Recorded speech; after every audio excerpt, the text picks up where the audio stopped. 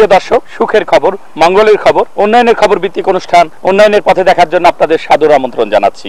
আজ আবার আমি চলে এসেছি সেই তিস্তা ব্যারেজ প্রকল্পে। এই তিস্তা ব্যারেজ প্রকল্পটি 12ই ডিসেম্বর 1979 সালে ভিত্তিপ্রস্তর স্থাপন করা হয় এবং 5ই আগস্ট 1990 সালে এই তিস্তা ব্যারেজ প্রকল্প উদ্বোধন করা হয়। উদ্বোধনের পর এই তিস্তা নদী দিয়ে অনেক জল গড়িয়েছে, অনেক জল তিস্তা সেচ প্রকল্পের মাধ্যমে সন্নিহিত অঞ্চলের মানুষের প্রয়োজন মিটিয়েছে। তিস্তা ব্যারেজ প্রকল্পের ক্যাচমেন্ট এলাকায় একসময় গাছপালা ছিল না, এখানে সবকিছু মরুকরণের দিকে যাচ্ছিল।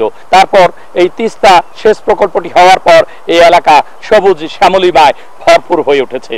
আজকাল তিস্তা সেচ প্রকল্পের যেদিকেই তাকাবেন সবুজ শ্যামলিমা দেখবেন, গাছপালা দেখবেন এবং এই এলাকায় এখন বছরে 2-3টি ফসল হচ্ছে। একটি ফসলের সময় মৌসুমী সেচ দেওয়া হচ্ছে, বাদবাকি ফসলের সময় সেচ দেওয়া হচ্ছে না, কিন্তু পানির ভূগর্ভস্থ যে স্তর সেটা আজকাল অনেক উপরে উঠে এসেছে। সারা দেশের পানির ভূগর্ভস্থ স্তর যেখানে নিচের দিকে নেমে আমাদেরকে আশঙ্কার মধ্যে ফেলে দিয়েছে, সেখানে এই তিস্তা সেচ প্রকল্প এলাকায় পানির ভূগর্ভস্থ স্তর দিনের পর দিন উপরের দিকে উঠে আসছে, যা অবশ্যই সুখবর। আমরা সেই সুখবরের কথা জানি, কিন্তু এই যে একটি সুন্দর প্রকল্প যা দুগ্ধের মতো পানি দিচ্ছে, সেই সেচ প্রকল্পটিকে বাঁচিয়ে রাখার জন্য এটার মেইনটেনেন্স আমরা করছি না প্রয়োজন মতো। এখানে যে মেইন ক্যানেল আছে, এখানে যে সেকেন্ডারি ক্যানেল আছে, এখানে যে টারশিয়ারি ক্যানেলগুলো আছে, এই ক্যানেলগুলোর মেরামত প্রয়োজন। এই ক্যানেলগুলো মেরামত না করার কারণে অনেক জায়গায় পানির অপচয় হচ্ছে। সামান্য কিছু টাকা প্রয়োজন, যা দিয়ে এই তিস্তার মূল অবকাঠামো এবং ক্যানেলগুলো মেরামত করা যায়। মজার বিষয় হচ্ছে তিস্তা সেচ প্রকল্প পরিচালনা করতে কোনো ডিজেলের প্রয়োজন হয় না, এখানে নেই কোনো পাম্পিং স্টেশন, নিষ্কাশন খাল, এটা সরাসরি গ্র্যাভিটির মাধ্যমে পানি প্রাকৃতিকভাবেই জমিতে চলে যায়। এরকম একটি সুন্দর কল্যাণকামী প্রকল্প, যাতে সারা বছর কমপক্ষে 99 কোটি টাকার ডিজেল সাশ্রয় হয়, সেই প্রকল্পটিকে বাঁচাতে আমরা প্রয়োজন মতো অর্থ বরাদ্দ করি না। পানি উন্নয়ন বোর্ড সারা দেশে অনেক প্রোটেক্টিভ ওয়ার্ক করে, নদীকে বাঁচাতে অনেক কাজই করে, কিন্তু তিস্তার মতো একটি মহতী প্রকল্প যা দিয়ে লাখ লাখ মানুষ বেঁচে আছে, সেই প্রকল্পটিকে বাঁচাতে প্রয়োজন মতো অর্থ বরাদ্দ কেন করা হচ্ছে না, সেটা সকলেরই প্রশ্ন।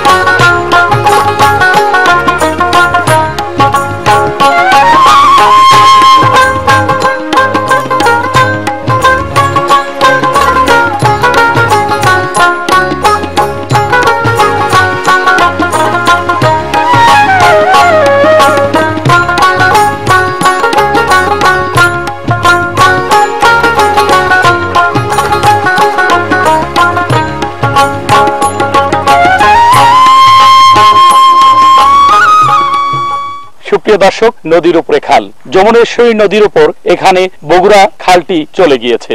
এই বগুড়া খাল এবং যমুনেশ্বরী নদী এখানে মিলিত হয়েছে, কিন্তু কোনটির পানি কোনটির সাথে মিশছে না। তিস্তা প্রকল্পের পানি বগুড়া খালের মাধ্যমে যে প্রবাহ তৈরি করা হয়েছে, সেই প্রবাহ এখানে বাধাপ্রাপ্ত হয়নি। একটি অ্যাকোয়াডাক্টের মাধ্যমে এখানে এই পানির প্রবাহকে অব্যাহত রাখা হয়েছে। অপরদিকে যমুনেশ্বরীর পানিও নিচ দিয়ে প্রবাহিত হচ্ছে। এইভাবে একটি কারিগরি বিষয়কে এখানে প্রতিষ্ঠিত করেছে পানি উন্নয়ন বোর্ড, আর এরই মাধ্যমে এখানে সেচ প্রকল্পটি অব্যাহত আছে। কিন্তু সেই যে যমুনেশ্বরী নদী, এটিও একটি ফ্লাশি রিভার। সেই ফ্লাশি রিভারটি একবার তীরে ভাঙন সৃষ্টি করছে, আবার নিজেই ভরাট হয়ে যাচ্ছে। এই যে আনপ্রেডিক্টেবল চরিত্র, এই চরিত্র নিয়ে এই নদীটি এখান দিয়ে প্রবাহিত হয়েছে। 2010 সালে এখানে প্রোটেক্টিভ ওয়ার্ক করা হয়েছিল, আজকাল সেই প্রোটেক্টিভ ওয়ার্কের বদলে আবার এখানে খনন কাজ চলছে।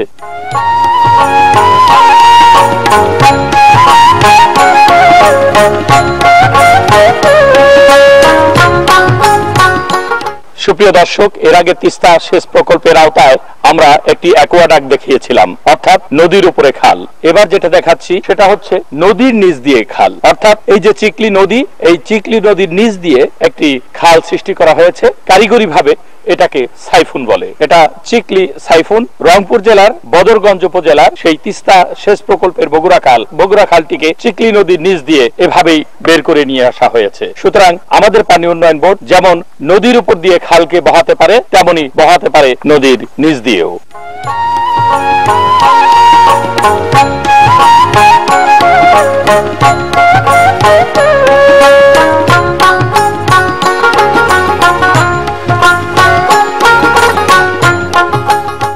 সুপ্রিয় দর্শক, তিস্তা সেচ প্রকল্পের সবকিছুই প্রাকৃতিক। এখানে কোনো যান্ত্রিক ব্যাপার নেই, যান্ত্রিকতার কোনো বালাইও নেই। এই তিস্তা সেচ প্রকল্পের পানি গ্র্যাভিটির মাধ্যমে এই যে একটি সিল ট্র্যাপ, এই সিল ট্র্যাপ এলাকায় প্রবেশ করানো হয় এবং এখানে সিলট্রেশন শেষে পরিষ্কার স্বচ্ছ পানি মাদার ক্যানেল দিয়ে সেকেন্ডারি ক্যানেল এবং সেকেন্ডারি ক্যানেল দিয়ে টারশিয়ারি ক্যানেলে প্রবেশ করে সেখান থেকে পৌঁছে যায় কৃষকের ফসলের মাঠে। এই যে সিল ট্র্যাপ, এই সিল ট্র্যাপ পদ্ধতিটি পানি উন্নয়ন বোর্ড বিভিন্ন প্রকল্পে কাজে লাগাতে পারে। বিশেষ করে বাগেরহাটের মংলা ঘুষিয়াখালী চ্যানেলে যেখানে 56% পর্যন্ত সিলট্রেশন আছে, সেখানে পানি উন্নয়ন বোর্ড 3টি টাইডাল বেসিন এবং 83টি খাল খননের প্রকল্প হাতে নিয়েছে। সেখানে কোনো ক্রমেই এই সিলট্রেশন রোধ করা যাচ্ছে না। পানি উন্নয়ন বোর্ড ভেবে দেখতে পারে সেখানে এরকম একটি সিল ট্র্যাপ করতে পারে কিনা। আমার বিশ্বাস সেই মংলা ঘুষিয়াখালী চ্যানেলের টাইডাল বেসিনের পাশাপাশি এরকম একটি সিল ট্র্যাপ করলে সমস্যার অনেক সমাধান হতে পারে। বিশেষ করে মংলা ঘুষিয়াখালী চ্যানেলের বগুড়া খাল পয়েন্টে একটি সিল ট্র্যাপ করা যেতে পারে। পানি উন্নয়ন বোর্ড এই বিষয়টিও স্টাডি করে দেখতে পারে।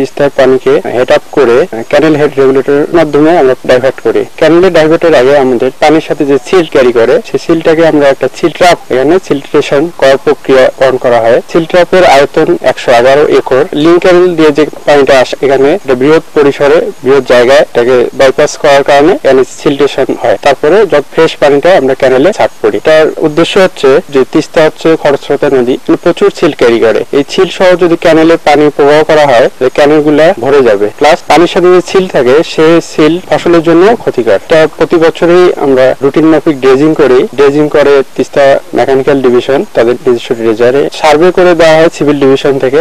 অলরেডি আমরা সার্ভে করে দিয়েছি। এটা ডিজাইন ডেড লেভেল হচ্ছে 47.5। বর্ষার পরে যে সিলটেশন, সেই সিলটেশনের এভারেজ লেভেল হচ্ছে প্রায় 49.3। এই পরিমাণ সিলটেশন আমাদের রিমুভ করতে হবে। মোট কথা হচ্ছে আবার এর জন্য যে বরাদ্দ সে অনুসারে বরাদ্দ পাওয়া হয় না। এই কারণে বরাদ্দ অনুসারে যতটুকু ড্রেজিং করা যায় এভাবে রুটিন মাফিক এক এক বছর এক এক পোর্শনে ড্রেজিং করে সিল্ট রিমুভ করা হয়।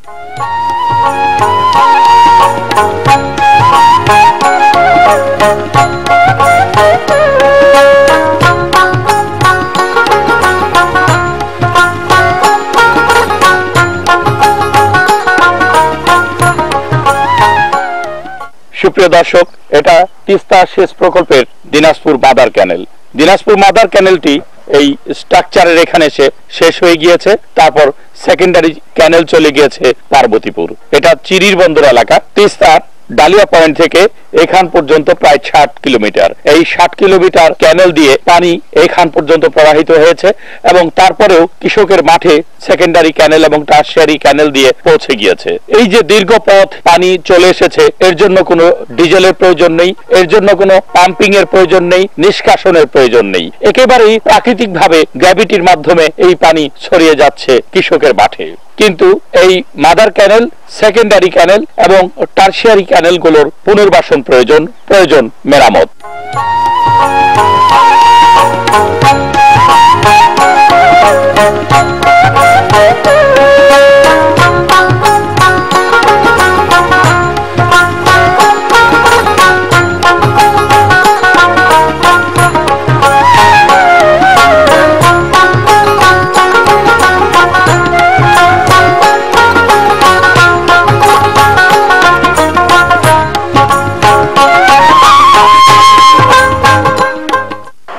আসলে 1989 সালে আগে যখন কোনো ক্যানেলের কাজ হয়েছিল না, সেই মুহূর্তে এই এলাকার গাছ গাছালি চৈত্র মাস প্রায় সব মরুভূমির মতো মরে যাচ্ছিল, গাছের পাতা লাল হয়ে আস্তে আস্তে পানি শূন্য হয়ে যেত, কিন্তু মনে হতো পানি হলে বেশ পরিবর্তন হবে। আজকে সত্যি তাই হয়েছে, কিন্তু পর্যাপ্ত পরিমাণ পানির অভাবে আমাদের এলাকায় এখনো ফসল পরিপূর্ণভাবে ফলানো সম্ভব হচ্ছে না। শুষ্ক মৌসুমে জানুয়ারি ফেব্রুয়ারি মাসে তিস্তা নদীতে পানি না থাকার কারণে আমাদের লক্ষ্যমাত্রার মাত্র 30% অংশে আমরা পানি দিতে এখন পারতেছি। আর ভবিষ্যতে এটার সমস্যার সমাধান না হলে আমাদের এই যতটুকু অ্যাচিভমেন্ট হচ্ছে গাছ গাছালির পানি পেয়ে অথবা পরিবেশের একটা সার্বিক উন্নতি হয়েছে, এটা ধরে রাখা খুব কঠিন হয়ে যাবে। পর্যাপ্ত পরিমাণ বরাদ্দ নিয়ে যদি ক্যানেলগুলো মেরামত করতে পারি, তাহলে যেটুকুন পানি পাই সেটুকুন দিয়ে আমরা কৃষকদের জমিতে সুন্দরভাবে সেচ দিতে পারবো।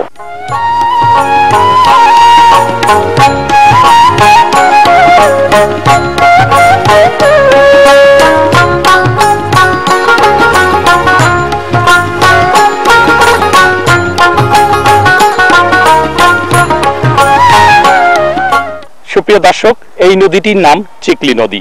এই চিকলি নদীটি এখন শুকনো, কিন্তু এই নদীটি বিগত বর্ষায় সর্বগ্রাসী রূপ ধারণ করেছিল এবং এই সর্বগ্রাসী নদীটি এই নদীর ডান তীরে ব্যাপক ভাঙন সৃষ্টি করেছিল এবং সেই ভাঙন রোধকল্পে পানি উন্নয়ন বোর্ড ইতিমধ্যেই এখানে তীর রক্ষা কাজ হাতে নিয়েছে এবং এই তীর রক্ষা কাজ হাতে নেওয়ার মধ্য দিয়ে এই এলাকার আর্থসামাজিক যে ক্ষয়ক্ষতির সম্ভাবনা ছিল তা রোধ করতে যাচ্ছে। ইতিমধ্যেই এখানে দরপত্র আহ্বান করা হয়েছে, আগামী কয়েকদিনের মধ্যে এখানে কাজ শুরু করা হবে বলে স্থানীয় প্রকৌশলীরা আমাদেরকে জানিয়েছেন। এই চিকলি নদীটি আসলে একটা স্থানীয় নদী। এই নদীটি নীলফামারী জেলার ডিমলার নিম্নাঞ্চল থেকে সৃষ্টি হয়ে এদিক দিয়ে প্রবাহিত হয়েছে। এটি একটি ফ্ল্যাশি রিভার, অর্থাৎ এখানে গভীরতা তেমন বেশি নয়, কিন্তু বর্ষাকালে এটা ভয়ঙ্কর রূপ ধারণ করে।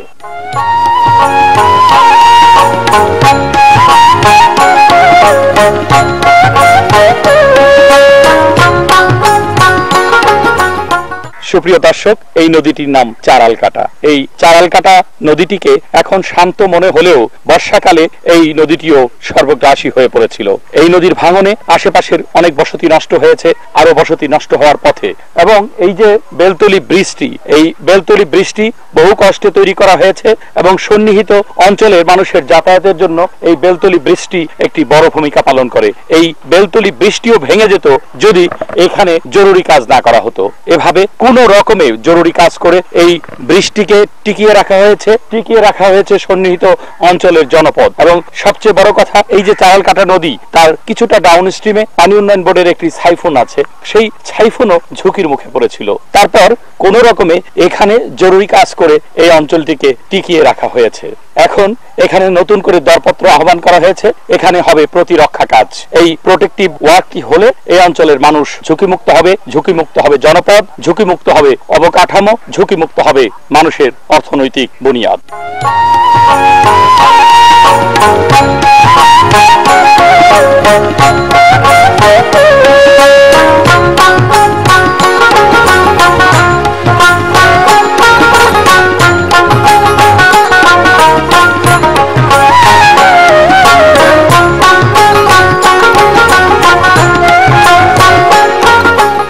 আজ আমি চলে এসেছি রংপুর জেলার তারাগঞ্জ উপজেলার এই যমুনেশ্বরী নদীতে। এই যে যমুনেশ্বরী নদী, এটা ছোট একটি নদী, কিন্তু এই ছোট নদীটি এই এলাকায় ভাঙন সৃষ্টি করেছে।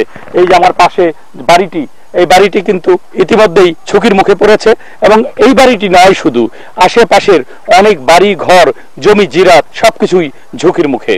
এবং এই ঝুঁকির কথা বিবেচনা করেই পানি উন্নয়ন বোর্ড এখানে প্রতিরক্ষামূলক কাজের আয়োজন করেছে। অতি শীঘ্রই এখানে প্রতিরক্ষামূলক কাজ করা হবে, আর এই প্রতিরক্ষামূলক কাজের মধ্য দিয়ে এই এলাকাটি নদীর ভাঙন থেকে রক্ষা পাবে।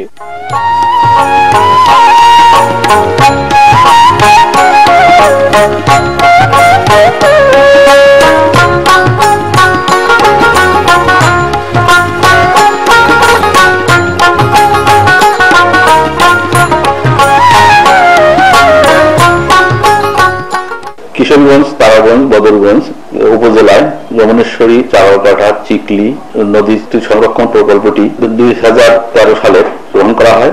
এই যমুনেশ্বরী, চারলকাটা এবং চিকলি নদীটি অত্যন্ত খরস্রোতা। এই খরস্রোতার কারণে বর্ষা মৌসুমে নদীগুলি স্বল্পিলাকার অর্থাৎ মিন্ডারিং হয়। মিন্ডারিং অংশগুলি খরস্রোতার কারণে এগুলি ভাঙ্গনের কবলে পড়ে। এই অংশগুলিকে বিবেচনা করে একটি প্রকল্প প্রণয়ন করা হয়, যে প্রকল্পটি 2015 সালের ফেব্রুয়ারি মাসে হেকনেক কর্তৃক অনুমোদিত হয়।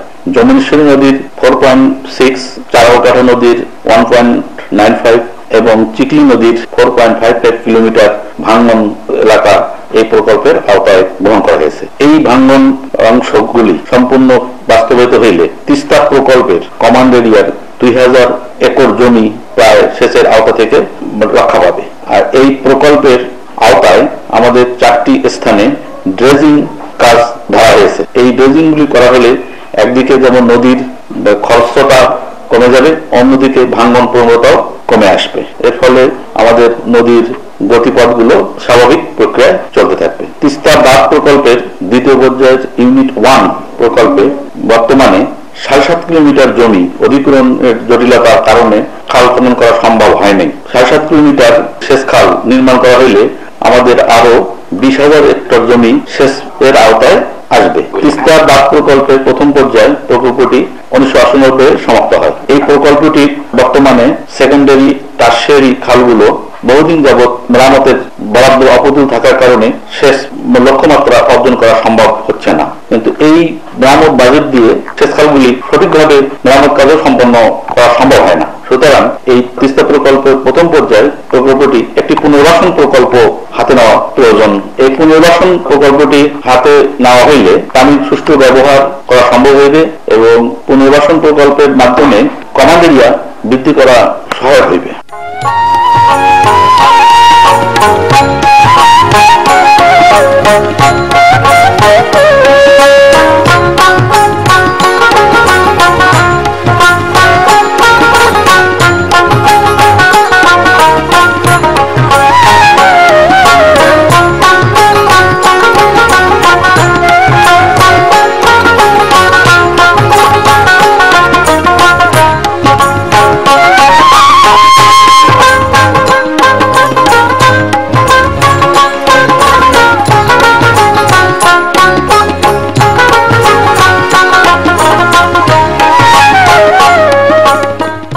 তিস্তা ব্যারেজ প্রকল্প নীলফামারী জেলার জলঢাকা, সৈয়দপুর, কিশোরগঞ্জ, ডেমলা, রংপুর জেলার রংপুর সদর, গঙ্গাচড়া, বদরগঞ্জ ও তারাগঞ্জ ও দিনাজপুর জেলার চিরিরবন্দর, পার্বতীপুর ও খানসামানে বিস্তৃত।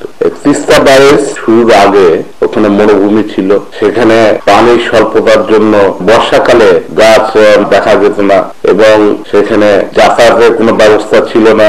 ইঞ্জিনিয়াররা সম্পূর্ণ দেশীয় প্রযুক্তি দিয়ে আমাদের নিজস্ব অর্থায়নে আজকে তিস্তা ব্যারেজ প্রজেক্ট তৈরি করেছে।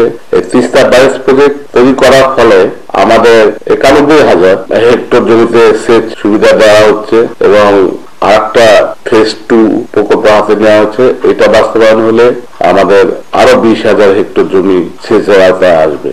এই প্রকল্পের সুবিধাটা হলো সম্পূর্ণ গ্র্যাভিটি পদ্ধতিতে সেচ সুবিধা দেওয়া হয়। আজকে যদি এই প্রকল্পটা না থাকতো, প্রতি বছর এই কমান্ড এরিয়া প্রায় 99 কোটি টাকার মতো ডিজেল লাগতো। সেই ডিজেল আমাদের সাশ্রয় হচ্ছে। এখানে কোনো পয়সার কোনো ইনভলভমেন্ট হচ্ছে না, শুধুমাত্র আমাদের ক্যানেল মেইনটেনেন্স এর জন্য কিছু খরচ হয়, এছাড়া আর কোনো খরচ হয় না। এখন আমরা ক্যানেলে মৎস্য চাষের জন্য মৎস্য বিভাগের সঙ্গে চুক্তি করেছি।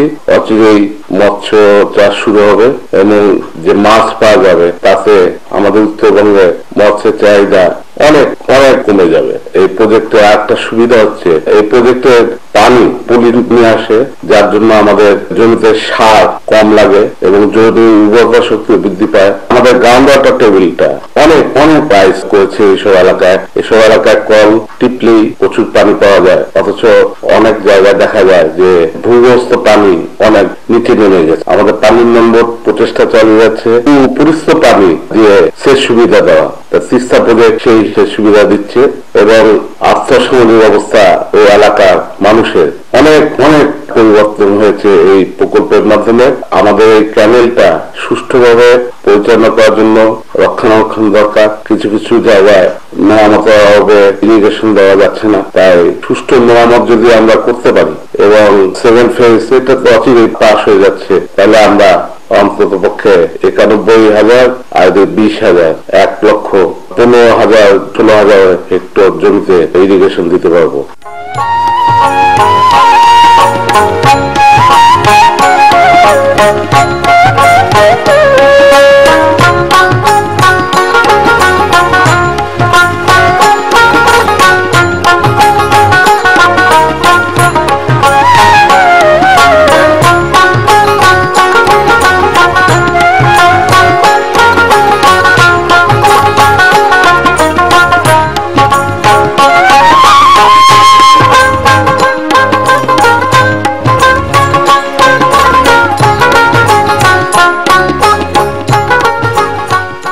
তিস্তা ব্যারেজ প্রকল্প আমাদের পানি সম্পদ মন্ত্রণালয়, আরো যদি প্রিসাইজলি বলতে চাই ওয়াটার ডেভেলপমেন্ট বোর্ডের একটি অন্যতম সাকসেসফুল প্রকল্প। আসলে শুষ্ক মৌসুমে কিভাবে সাপ্লিমেন্টারি ইরিগেশন করা যাবে সেটা মাথায় রেখেই এই প্রকল্পটা হাতে নেওয়া হয়েছিল এবং এই প্রকল্পের আওতায় অনেক বিস্তীর্ণ এলাকার চাষাবাদের আওতায় আনা হয়েছে এবং কৃষকের মুখে হাসি ফুটেছে। এই প্রকল্পের আওতায় যে সমস্ত প্রাথমিক ক্যানেল, সেকেন্ডারি এবং টার্সিয়ারি ক্যানেল আছে, ক্যানেলগুলো দীর্ঘদিন যা হয়, দীর্ঘদিন গেলে এটা বিভিন্ন ভাবে এটা সংস্কারের প্রয়োজন দেখা দেয়। কোথাও একটু ভেঙে যায়, সেটা সংস্কার করতে হয়, কোথাও অন্যভাবে অসুবিধা হয়, সেই বিষয়গুলো দেখতে হয়।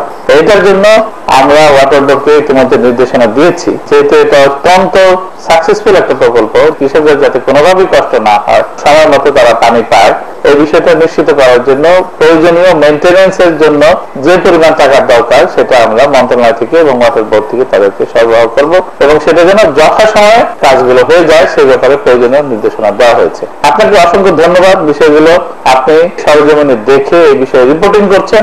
আমি মনে করি এখানে প্রশাসনের সাথে, উন্নয়নের সাথে, যারা উন্নয়ন সাংবাদিকতায় বিশ্বাসী তাদের সাথে একটা সেতুবন্ধন তৈরি হয়, তাহলে এটা প্রশাসনের যেরকম টনক নড়ে, এট দ্য সেম টাইম এই কাজগুলোর একটা পরোক্ষ জবাবদিহিতার সৃষ্টি হয় এবং আমরাও বিষয়টা তাৎক্ষণিকভাবে মেরামতের উদ্যোগ গ্রহণ করতে পারি।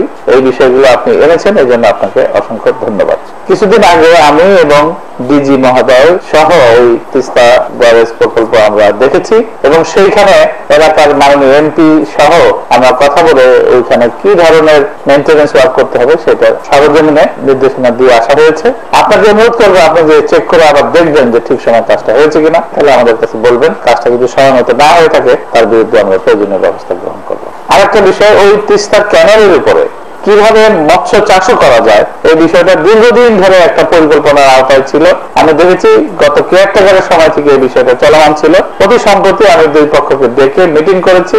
মিটিং করে অতি দ্রুত ওয়াটার ডেভেলপমেন্ট বোর্ড এবং মৎস্য অধিদপ্তরের সাথে একটা এমওইউ স্বাক্ষর করতে বলেছি, যাতে করে ওইখানে বিজ্ঞান ভিত্তিক মৎস্য চাষ করা যায় এবং যে সমস্ত ক্যানেল আছে প্রায় 100 মাইলের উপরে সেই ক্যানেলে মৎস্য চাষ করতে পারি, তাহলে উত্তরবঙ্গ প্রচুর মাছ উৎপন্ন হবে এবং সেই মাছ আমাদের অনেক কৃষকের এবং সাধারণ লোকের পুষ্টি যোগাবে। আমি আশা করছি সেই বিষয়টা অতি দ্রুতই সমাধান হয়ে যাবে। আমরা মিটিং করে সেই ব্যাপারে সিদ্ধান্ত দিয়ে দিই। আরেকটা কথা আমরা বলি, তিস্তা ব্যারেজ যে ক্যানেল আছে, ক্যানেলের উপরে আমরা কিভাবে গ্রিন এনার্জি তৈরি করা যায় এটার ব্যাপারেও আমরা সমীক্ষা করতে বলেছি। আমরা আশা করছি আগামীতে যারা নাকি সোলার এনার্জি করবে তাদের সাথে আমরা একটা রিনিউ করতে যাচ্ছি। সেই রিনিউর মাধ্যমে তিস্তা ব্যারেজে একদিকে যেরকম ইরিগেশন প্রজেক্ট হচ্ছে, আরেকদিকে যেরকম মৎস্য উৎপন্ন হচ্ছে, আরেকদিকে আমরা গ্রিন এনার্জি করার ব্যবস্থা গ্রহণ করেছি এবং আমি মনে করি দেশের এনার্জি সাপ্লাইয়ের ক্ষেত্রে ওয়াটার ডেভেলপমেন্ট বোর্ড এবং আমাদের ওয়াটার রিসোর্স মিনিস্ট্রিও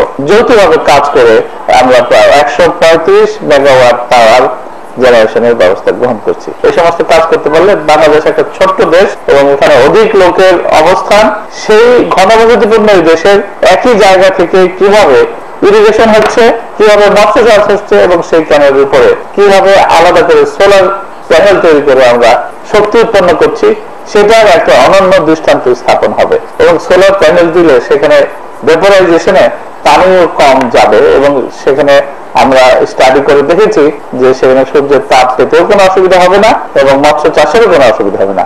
আমরা সমস্ত কাজগুলো যে প্যাকেজ আকারে যদি গ্রহণ করতে পারি, আমি মনে করি বাংলাদেশের অল্প জায়গার ভিতরে কিভাবে সমন্বিত করে ডেভেলপমেন্টের বিভিন্ন আইডিয়া গুলো বাস্তবায়ন করা সম্ভব হয় সেটার একটা নজির সৃষ্টি হবে।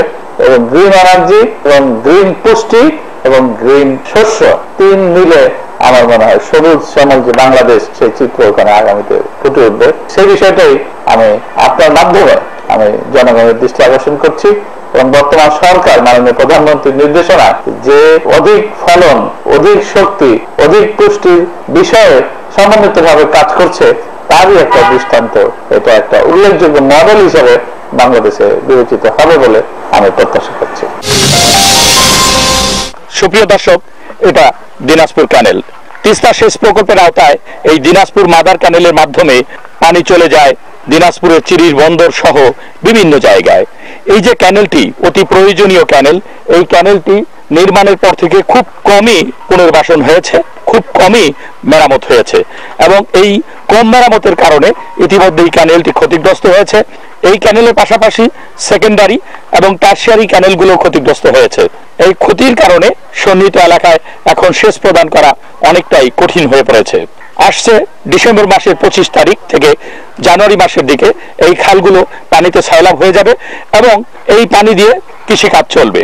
কিন্তু তার আগে পানি উন্নয়ন বোর্ডের প্রস্তুতি কতটুকু? এই খালগুলো তার আগেই পুনর্বাসন করা উচিত, মেরামত করা উচিত এবং মেরামত করে তারপর এখানে পানি দেওয়া উচিত যাতে সন্নিহিত অঞ্চলের কৃষকরা ভালোভাবে পানি পায়। প্রতি বছরই যখন চাষাবাদ চলে, যখন সেচ কার্য চলে, তখন চাষিদের একটা প্রতিবাদ চলে আসে, চাষিরা তখন প্রতিবাদ জানায়, চাষিরা কখনো কখনো মানববন্ধন করে। কিন্তু যখন মানববন্ধন করা দরকার তখন কিন্তু এই অঞ্চলের কৃষকরা মানববন্ধন করে না, প্রতিবাদ করে না, মিছিল করে না। মিছিল করা উচিত সময় মতো। এই অঞ্চলের মানুষের মনে রাখা উচিত সময়ের 1 ফোর, অসময়ের 10 ফোর। এই সময় যদি তারা প্রতিবাদ করে এবং পানি উন্নয়ন বোর্ডকে চাপ দিয়ে এই অঞ্চলের মেইন ক্যানেল, সেকেন্ডারি ক্যানেল এবং টারশিয়ারি ক্যানেলগুলো যদি খনন করিয়ে নেয়, মেরামত করিয়ে নেয়, তাহলে উপযুক্ত সময়ে কিন্তু তারা সঠিক পরিমাণ পানি পেতে পারে, কিন্তু সেটা করা হচ্ছে না। সুপ্রিয় দর্শক, তিস্তার পানিকে পার্বতীর দুগ্ধের সাথে তুলনা করা হয়। হিন্দু পুরাণ মতে বলা হয় যে পার্বতীর স্তন নিঃসৃত দুগ্ধই তিস্তার পানি। তিস্তার পানি পার্বতীর দুগ্ধ কিনা তা আমি জানি না, তবে এই তিস্তার পানি পার্বতীর দুধের চেয়েও যে অতি মূল্যবান তা সন্নিহিত অঞ্চলের কৃষকরা জানে। এর কিছু পানি দিয়ে এই অঞ্চলে ফসল ফলে। একসময় এই অঞ্চল মরুকরণের দিকে যাচ্ছিল, এই অঞ্চলে কোনো ফসল হতো না, এই অঞ্চলে গাছপালা মরে যাচ্ছিল। আজকে সেখানে ভূগর্ভস্থ পানির স্তর উপরে উঠে এসেছে এবং সন্নিহিত অঞ্চল সবুজ শ্যামলিমায় ভরে গেছে। এরকম একটি কল্যাণকামী প্রকল্পকে আমাদের আরো সুন্দর সুষম করা দরকার।